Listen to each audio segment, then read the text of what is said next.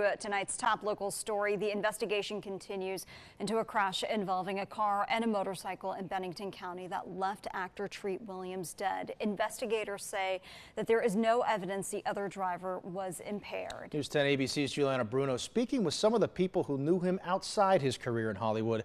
She has more tonight on how they're remembering him. Treat Williams was a big Hollywood star, but here in Vermont, he led a rather low-key life, bringing his vehicles to get repaired at the nearby auto shop where he became friends with the owner, who ultimately was by his side when tragedy struck. I helped to direct everybody to not move him, and we tried to stabilize his spine. Matt Rappahan, owner of Long Trail Auto, couldn't have imagined actor Treat Williams, a beloved customer, would end up in a crash right in front of his shop. He said the other driver involved was also one of his customers. Rappahan helped Williams restore one of his motorcycles and described him as an automotive enthusiast. Everybody in town really likes him. He was always good for a laugh. You know the actor from shows like Everwood and movies like Hair and Hollywood Romance. I mean, today's the first day of sun we've had in a while. Well, listen, here it's been fabulous, sunny and clear every day.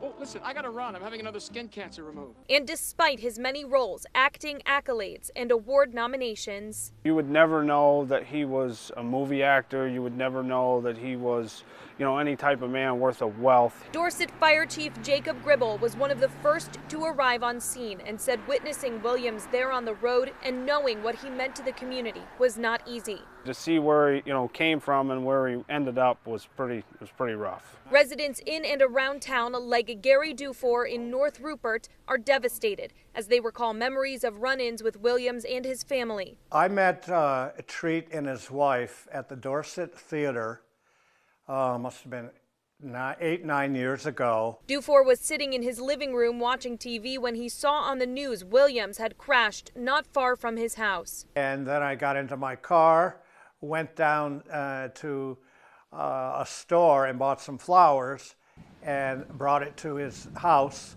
and tied it to to their fence. Williams often expressing his love for Vermont and his beautiful property on his social media pages, a state that seems to have loved him right back. Williams leaves behind a wife, 2 kids, and legacy on the screen. Reporting in Dorset, Juliana Bruno, News 10, ABC.